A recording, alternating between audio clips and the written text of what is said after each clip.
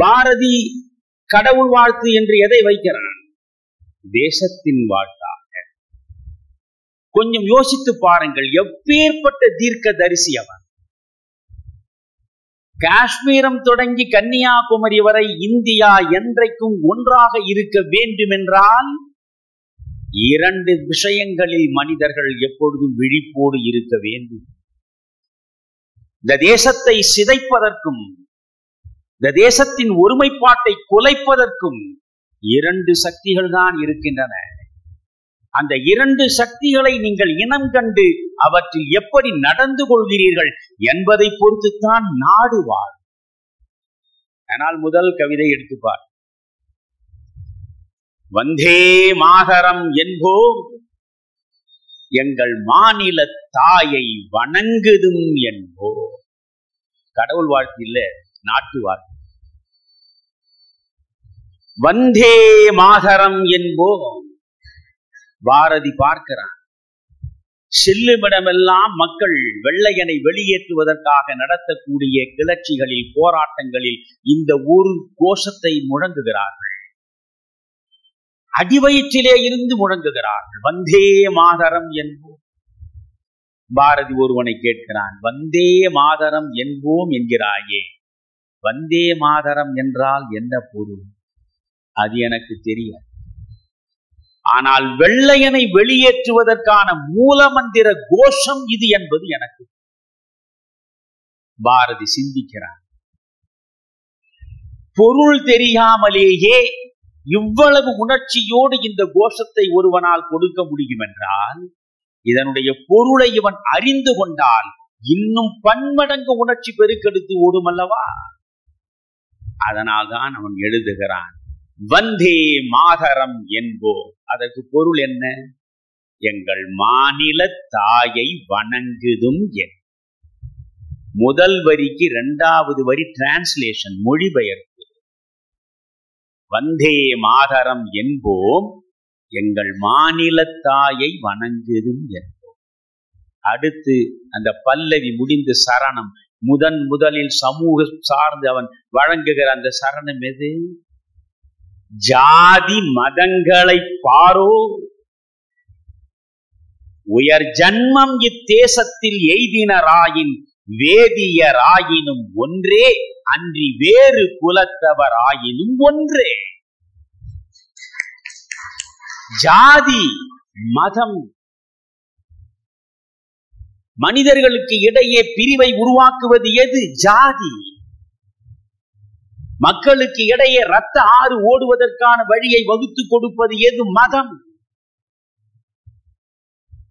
இந்த தேசம் என்றைக்கும் ஒன்றாக இருக்க வேண்டும் என்றால் இந்த தேசத்தின் மக்கள் சாதி மதங்களை பார்க்கலாக. சாதி மதங்களை நான் இன்னும் இதை அழகாக சொல்ல வேண்டும் என்றால் இப்படி சொல்கிறேன்.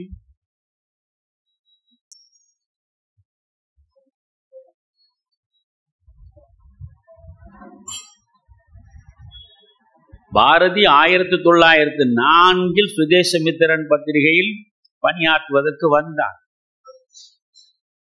அவன் நிரம்ப கனவுகளோடு வந்தான்.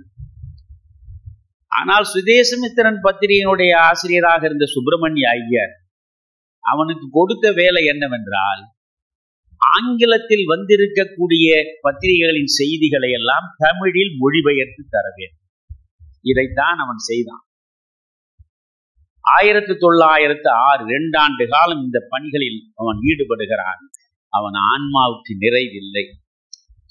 உடனே அவன் தானாக நாட்டு பாடல்கள் எழுத வேண்டும் என்று நினைக்கவில்லை. நான் உங்களுக்கு சொல்கிறேன், பாரதியின் எல்லா பாடல்களையும் நீங்கள் படிக்காமற் போனாலும் அவனுடைய தோத்திர பாடல்கள் 66, அவனுடைய வேதாந்த பாடல்கள் 30, அவன் வழங்கிய நாட்டு பாடல்கள் 53. ஆக மொத்தம் 149 பாடல்களையாவது படியுங்கள். பாரதி முழுமையாக உங்களுக்கு தெரியுமா? ஆனால் அவன் எழுத நினைக்கவில்லை. அவன் சுதேசமித்திரனில் ஒரு வேண்டுகோள் வைக்கிறான். நாட்டு பற்றை ஊட்டுகிறார் போல் பாட்டு எழுத முடியும் என்றால் நீங்கள் அனைவரும் எழுதி எனக்கு அனுப்புங்கள், அவற்றை நான் ஒரு புத்தகமாக்கி தருகிறேன் என்கிறார். தமிழ்நாட்டில் புலவனுக்கா பஞ்சம்? இம் என்றால் 2000, அம் என்றால் 5000 பாடக்கூடிய புலவர்கள் எவ்வளவு பேர். ஆனால் பாரதியின் இந்த அழைப்பை, விண்ணப்பத்தை ஏற்று ஒரு புலவன் கூட ஒரு பாட்டையும் அனுப்பவில்லை. ஏன் தெரியுமா? அந்த வேண்டுகோளில் பாரதி ஒரு அடிக்குறிப்பு வைத்தான். அதுதான் பாரதி. புலவர் பெருமக்களே, நாட்டுப்பற்றை ஊட்டுகிறார் போல் பாட்டுகளை எழுதி எனக்கு அனுப்புங்கள். ஆனால் நீங்கள் எழுதுகிற பாட்டுக்களில் நாட்டுப்படலம், நகரப்படலம், ஆற்றுப்படலம் என்பது போல் இருக்கக்கூடாது.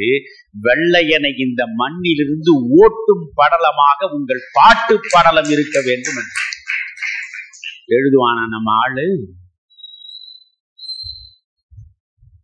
நண்பர்களே, அறிவுஜீவிகள் தான் கொத்தடிமைகளாக இருக்கிறார்கள் அன்று தொட்டு இன்று வரையில். சுயநலத்திலேயே புழுத்து கிடப்பவர்கள் யார் என்றால் சோ-கால்டு இன்டலெக்ட்ஸ், அறிவுஜீவிகள் தான். வாழ்வார்க்கு மாரடிப்பதையே வாழ்க்கையாக வைத்துக் கொண்டிருப்பதுதான் அவர்களுடைய அறிவுக்கான லட்சணம்.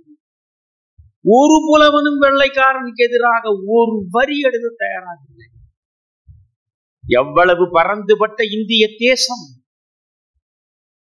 இந்த வெள்ளை ஏகாதிபத்தியம் இந்த மண்ணை ஆள ஆரம்பித்தது. 1857 முதல் இந்திய சுதந்திர போர் என்று வட இந்தியாவிலே நடந்தது. ஆனால் அதற்கு 100 ஆண்டுகளுக்கு முன்னாலேயே தென்னிந்தியாவில், குறிப்பாக தமிழகத்தின் தென்பகுதியில் பூலித்தேவனிலே இருந்து வரிசையாக நீங்கள் எடுத்துக்கொண்டால் வேலு நாச்சியார், பிறகு முத்துராமலிங்க சேதுபதி, முத்துராமலிங்க சேதுபதிக்கு பிறகு வீரபாண்டி கட்டபொம்மன், வீரபாண்டி கட்டபொம்மனுக்கு பிறகு மருது சகோதரர்கள், ஊமைத்துறை என்று தொடர்ந்து போராடினார்கள் வெள்ளையனுக்கு எதிராக. அவையெல்லாம் வரலாற்றில் பதிவாகவில்லை. ஆனால் 1857 முதல் இந்திய சுதந்திர போர் என்று வந்த பிறகுதான் 1858 பிரிட்டிஷ் நாடாளுமன்றம் சட்டம் இயற்றுகிறது. கிழக்கிந்திய கம்பெனியிடம் இருந்து இந்திய நிர்வாகம் பேரரசியின் பக்கம் மாற்றப்படுகிறது. இனி பிரிட்டிஷ் பாராளுமன்றம் தான் இந்தியாவை நிர்வகிக்கும், அதற்கென்று இந்தியா மந்திரி ஒருவர் இருப்பார் என்று அவர்கள் உருவாக்கினார். அதற்கு பிறகு நான் கேட்கிறேன், இந்த இடைப்பட்ட காலத்தில் இவ்வளவு பெரிய இந்திய கண்டத்தில் எவனாவது ஒருவன் வெள்ளையனுக்கு எதிராக உணர்ச்சி பொங்க எழுதினானா கவிதை? தாகூர் உலக புகழ் பெற்றவர், நோபல் பரிசு பெற்றவர் கீதாஞ்சலிக்கு. ஆனால் தாகூர் இந்த அளவுக்கு வன்மையாக வெள்ளையனை எதிர்த்து ஏதாவது எழுதினானா? அப்படி 250 ஆண்டு கால வரலாற்றில் அடிமை இந்தியாவில் நீங்கள் திரும்பி பார்த்தால் நம் கண்ணுக்கு தரிசனம் தருகிற ஒரே கவிஞன் பாரதி மட்டும்தான். ஒரே கவிஞன் அவன் தான். அதனால்தான் சோற்றுக்கு இல்லாமல் அவன் வீதியிலே. இந்த பாரதி சுதேசமித்திரனில் தான் நினைத்தபடியெல்லாம் எழுத முடியவில்லை என்பதனால் நிரம்ப வருத்தப்படுகிறான். அதற்கு பிறகு மண்டையம் சகோதரர்கள் இந்தியா என்ற ஒரு பத்திரிகையை உருவாக்குகிறார். இந்தியா நண்பர்களே, 1906 தொடங்கி பாண்டிச்சேரிக்கு அவன் 1908 போகிறான். 1910 வரையில் நடைபெற்ற அந்த இந்தியா பத்திரிகை நெருப்பு மழை பொழிந்தது. கந்தக வார்த்தைகளாலேயே வெள்ளையனுக்கு எதிராக விமர்சன கணைகளை வீசி பார்த்தான். நீங்கள் பாரதியை புரிந்து கொள்வதற்கு நிரம்ப சிரமப்பட வேண்டாம். அந்த சிரமம் முழுவதும் செல்லம்மாள் பட்டிருக்கிறாள். பாரதியை நீங்கள் எவ்வளவு பன்முகத்தோடு அவன் ஒவ்வொன்றிலும் பார்ப்பது என்று ஆரம்பித்தால் நமக்கு வியப்பாக இருக்கும். இந்தியா பத்திரிகை தொடங்குகிறான். ஒரு பத்திரிகை தொடங்கினால் சந்தா, ஒரு ஆண்டு சந்தா இவ்வளவு என்று தானே போடுவோம். அவனும் ஆண்டு சந்தா போடுகிறான். எப்படி தெரியுமா? கவர்மெண்டாருக்கு, அதாவது அரசாங்கத்தாருக்கு ஆண்டு சந்தா 50 ரூபாய். ஜமீன்தார்கள் செல்வந்தர்களுக்கு ஆண்டு சந்தாய் 30 ரூபாய். 200 ரூபாய்க்கு மேல் வருமானம் உள்ளவர்களுக்கு ஆண்டு சந்தா 15 ரூபாய். சாதாரண மக்களுக்கு ஆண்டு சந்தா 3 ரூபாய். இப்படி எவனையாவது நீங்கள் பார்த்திருப்பீர்களா? எங்கிருந்து எங்கே ஒரு 3 ரூபாய். அந்த 1906 1910 வரை இடைப்பட்ட 4 ஆண்டு காலத்தில் அந்த இந்தியா பத்தியில் அவன் எழுதிய எழுத்தையெல்லாம் பார்த்து நெருப்பு கனல், புரட்சி தீ, எரிமலை குழம்பு. காங்கிரஸ்காரர்களிலேயே, நான் பேசுவது இப்பொழுது இருக்கிற காங்கிரஸ் அல்ல, நீங்கள் இதை பற்றியே நான் பேசல. நான் பேசுவது காங்கிரஸ் என்பது நாட்டு விடுதலைக்காக தன்னை முற்றாக அர்ப்பணித்துக் கொண்ட இந்திய தேசிய காங்கிரஸ். அந்த காங்கிரசுக்குள்ளேயே 2 பிரிவு இருந்தது. காங்கிரஸ் வரலாற்றிலேயே பிரிவுகள் இல்லாமல் ஒன்றாக இருந்தது என்று என்றுமே சொல்ல முடியாது. அப்பொழுது 2 பிரிவு இருந்தது. ஒரு பிரிவு மிதவாதிகள், இன்னொரு பிரிவு தீவிரவாதிகள். அதாவது வெள்ளையனிடம் அதட்டி பேசிவிடக்கூடாது. அப்படியே அவனுக்கு மயிலறகை எடுத்து முதுகை சொரிந்து கொடுத்து சுகமாக விசிறி சில சலுகைகளை பெற்றால் போதும் என்று கருதுகிற காங்கிரசார் மிதவாதிகள். அது கோபாலகிருஷ்ண கோகலே தலைமையில் ஒரு குழு இருந்தது. Freedom is our birthright, சுதந்திரம் எமது பிறப்புரிமை. உரிமை என்பது வேறு, சலுகை என்பது வேறு. ஆங்கிலத்தில் உரிமை என்பது ரைட், சலுகை என்பது பிரிவிலேஜ். உரிமை என்பது இந்த மண்ணில் நான் என் தாயின் கருவிலிருந்து வெளியே வருகிற பொழுதே என்னோடு சேர்ந்து பிறப்பதுதான் உரிமை. அது எவனும் தந்து நான் பெறுவதல்ல. சலுகை என்பது என்னிடம் இல்லாத ஒன்றை அடுத்தவனிடம் கை நீட்டி யாசித்து பெறுவது. அதனால் திலகர் சொன்னார், freedom is our birthright, சுதந்திரம் நமது பிறப்புரிமை. தமிழ்நாட்டில் அன்றைக்கு மிகப்பெரிய அளவுக்கு காங்கிரஸை கடைசி கிராமம் வரை கொண்டு சேர்ப்பதற்கு முயன்றவர்கள் 3 பேர். 3 பேர். எழுத்தால் பாரதி, பேச்சால் வஉசி, பாரதியின் பாடல்களை பாடி பாடி வளர்ப்பதற்கென்று ஒரு சுப்பிரமணிய சிவம். 3 பேர். 3 பேரும் திலகருடைய சீடர்கள், 3 பேரும் தீவிரவாதிகள். இவர்களை மிதவாதிகளுக்கு பிடிக்காது. அப்பொழுது காங்கிரஸ் என்பது குறிப்பாக தமிழ்நாட்டில் வழக்கறிஞர்களுடைய சட்டைப்பைக்குள்ளே சிறை இருந்தது. அது மக்கள் கட்சியாக இல்லை, மக்கள் அமைப்பாக இல்லை. அதிலும் வக்கீல்கள் 2 கோஷ்டி. ஒன்று மயிலாப்பூர் வக்கீல்கள், இன்னொன்று எழும்பூர் வக்கீல்கள்.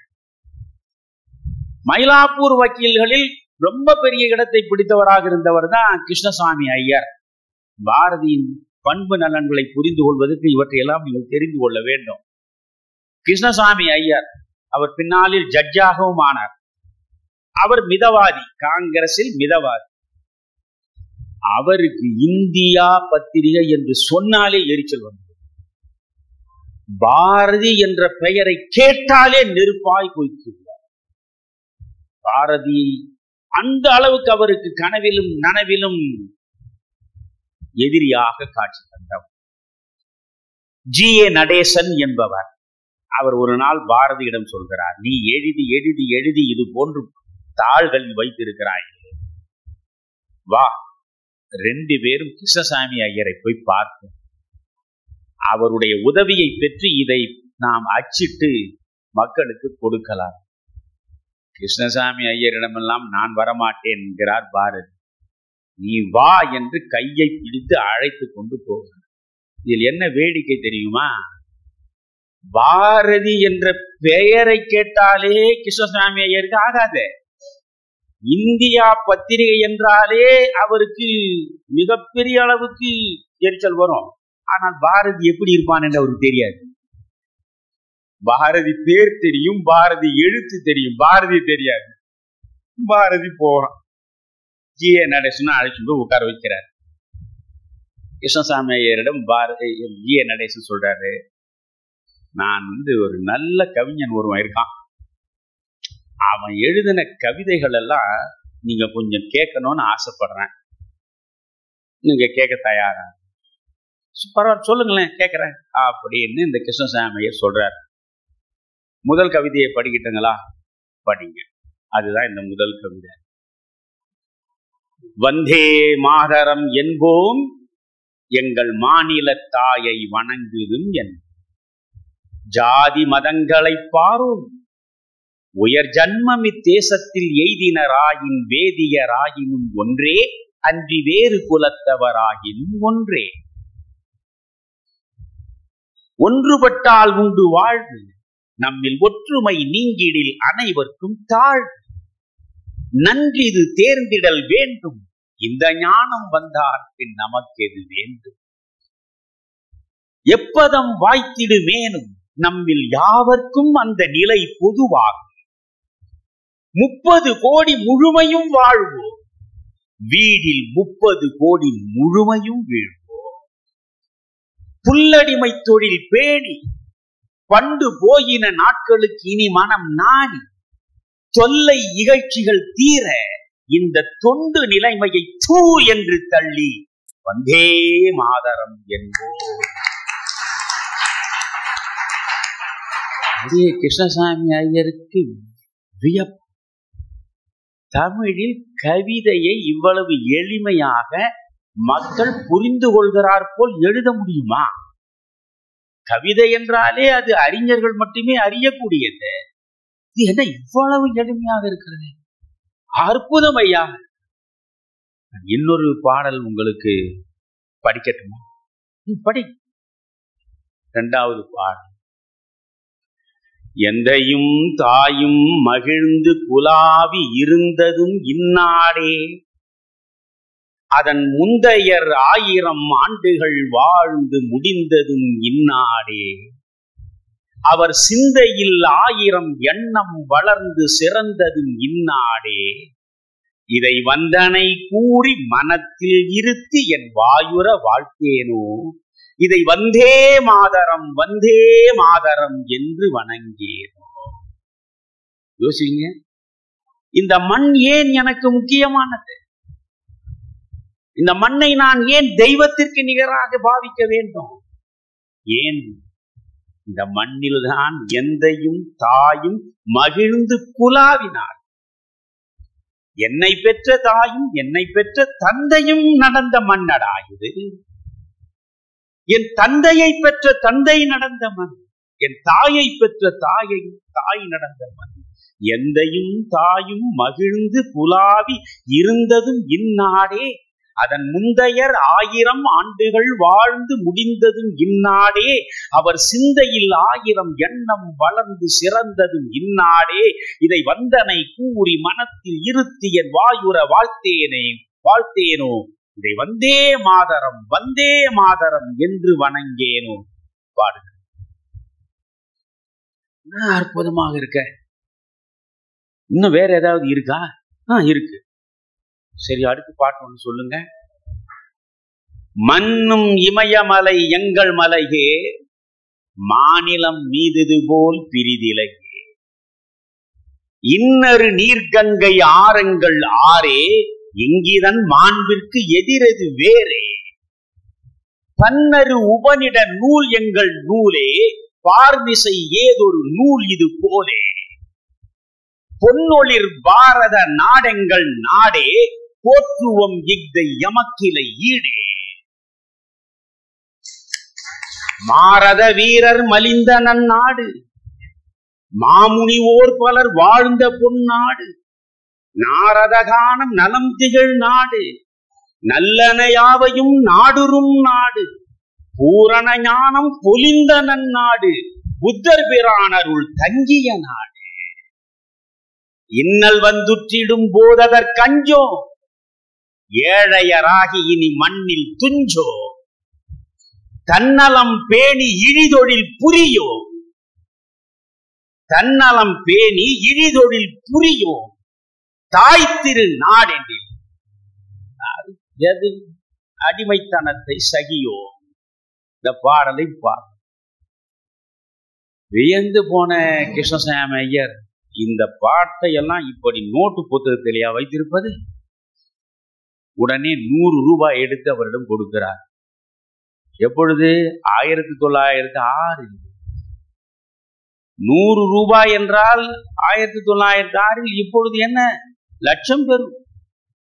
100 ரூபாயை கொடுத்து முதலில் இதை அச்சிட்டு எல்லா பள்ளி பிள்ளைகளுக்கும் இலவசமாக கொடுங்கள் என்றார். அதுதான் பாரதியினுடைய எழுத்து. 3 கவிதைகள் 4 பக்கங்களில் அச்சிட்டு 15,000 பிரதிகள் 100 ரூபாயில் அடித்து எல்லா பள்ளிகளுக்கும் கொடுக்கப்பட்டது. அப்பொழுதுதான் கிருஷ்ணசாமி ஐயரிடம் நடேசன் சொல்கிறார், இந்த கவிதையெல்லாம் எழுதியது யார் தெரியுமா? யார்? உட்கார்ந்து கொண்டிருக்கிறானே இந்த மனிதன் தான், இவன் தான் பாரதி. பாரதியின் மீது அப்படி ஒரு மரியாதை வந்துவிட்டது. நண்பர்களை, ஒன்று நீங்கள் புரிந்து கொள்ள வேண்டும். ஒருவன் ஒரு உதவி செய்கிறான். இப்ப பாரதியினுடைய கவிதைகள் முதலில் அச்சேறியது யாரால? கிருஷ்ணசாமி ஐயர் கொடுத்த 100ஆல இல்லையா? அப்போ பாரதிக்கு கிருஷ்ணசாமி ஐயர் நன்றி இருக்கணும் இல்லையா? பிறகு 1908 இங்க அடக்குமுறை அதெல்லாம் விரிவா சொன்ன மணிக்கணக்கில் காலட்சேபம் பண்ணணும். இங்க இருந்து பாண்டிச்சேரிக்கு பாரதி போயிடுறான். அங்க போய் அவன் என்ன பண்றான்? இந்தியா பத்திரிகையும் நடக்குது. விஜயா என்று அன்றாட பத்திரிகையை தொடங்குறான். தினசரி நாளிதழை தொடங்குறான் விஜயா. அங்க போய் அவன் விஜயா பத்திரிகை நடத்துறான், கர்மயோகி என்ற பத்திரிகை நடத்துறான். இங்கேயே சக்கரவர்த்தினின்னு பெண்களுக்காக மட்டுமே ஒரு பத்திரிகையை நடத்தினான். பாலபாரதா என்று ஆங்கிலத்தில் ஒரு பத்திரிகை நடத்தினான். இப்படி ஏராளமாக பத்திரிகைகளை தொடங்கி நடத்த தொடங்கினான். இந்த விஜயா நாளிதழ் பத்திரிகையை அவன் அங்க பாண்டிச்சேரி நடத்துறான். இங்க இந்த கிருஷ்ணசாமி ஐயர் சென்னை ஹைகோர்ட்டுடைய ஜட்ஜ் ஆயிடுறார். ஹைகோர்ட் ஜட்ஜ் ஆனார்னு பாரதியாருக்கு செய்தி கிடைச்சது. அவ்வளவுதான். நீ எல்லாம் ஒரு காங்கிரஸ்காரனா? நாட்டு விடுதலைக்கு போராட வந்தவனா? வெள்ளை ஏகாதிபத்தியத்தை சொரிந்து கொடுத்து அவர்களுடைய ஆதரவில் நீ போய் ஒரு ஹைகோர்ட்டில் ஜட்ஜாக உட்கார்ந்து இருக்கிறாயே. தலையங்கம் விஜயா பத்திரிகையில ஜட்ஜாக உட்கார்ந்து கொண்டிருக்கிறாயே. என்னை போல ஒரு தேசபக்தன் மீது தவறான ஒரு வழக்கு தொடுத்து என்னை கொண்டு வந்து உன் முன்னாலே நிறுத்தினால் நீ தேசபக்தி சார்ந்து எனக்கு தீர்ப்பு வழங்குவாயா, அல்லது வெள்ளையனை மகிழ்ச்சி படுத்துகிறார் போல நீ தீர்ப்பு வழங்குவாயா? ஓய் கிருஷ்ணசுவாமி ஐயரே, வெட்கங்கெட்ட பிழைப்படா உன்னுடைய பிழைப்பு. இவன் தான் 100 ரூபாய் கொடுத்தான்றதெல்லாம் அவனுக்கு கணக்குல இல்ல. எவன் தவறிழைத்தாலும் தருகன் ஆண்மையோடு எதிர்த்து எழுதுவதும் பொங்குவதும் தான் பாரதி வழக்கம்.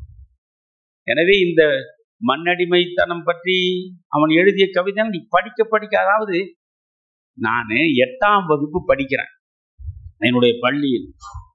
அப்பொழுதெல்லாம் பள்ளிக்கூடங்கள்ல அற்புதமான செய்திகள் கொண்டு வந்து சேர்க்கப்படும். நான் படித்த பள்ளியில் ஒவ்வொரு வெள்ளிக்கிழமையும் பிற்பகல் வகுப்பு நடக்காது, சத் சங்கம் என்று ஒன்று நடத்துவார்.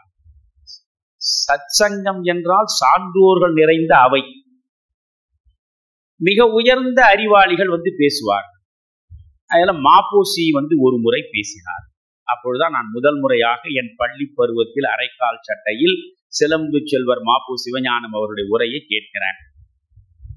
தேசத்திற்காக உழைத்த தியாகிகளை பற்றியெல்லாம் அவர் பேசிக்கொண்டே வருகிறார். அப்பொழுது சுப்பிரமணிய சிவம் பற்றி அவர் குறிப்பிட்டார். 8ஆம் வகுப்பு படிக்கிறேன். அப்ப எனக்கு 12 வயதிலிருந்து 13 வயதுக்குள்ள இருக்கணும். இப்ப எனக்கு 76 வயதாகிறது. 63 ஆண்டுகளுக்கு முன்னால் நான் அந்த பள்ளியில் வகுப்பறையில் மாப்போசி பேசுவதை கேட்டிருக்கிறேன். இன்னும் என் காதுகளில் ஒலிக்கிறது. சுப்பிரமணிய சிவத்தை பற்றி பேசுகிற போது சொல்கிறார், இப்பொழுதெல்லாம் ஒலிபெருக்கிகள் இருக்கின்றன, பேசுவதை எல்லாரிடம் கொண்டு போய் சேர்ப்பதற்கு அவற்றால் முடிகின்றன. அன்றைக்கு மெரினா கடற்கரையில் சுப்பிரமணிய சிவம் பேசுவான், இது போன்றும் ஒலிபெருக்கிகள் எதுவும் இருக்காது. கூடியிருக்கிற ஆயிரக்கணக்கான மக்களுக்கு முன்னாலே அடி வயிற்றிலே இருந்து வெண்கல குரலில் அவன் சிம்மம் கர்ஜிப்பது போல பேசுவான். அவன் எப்படி பேசுவான் தெரியுமா என்று சொல்லிவிட்டு சொன்னார், சிவம் பேசினால் சவம் எழுந்து நிற்கும் என்றார்.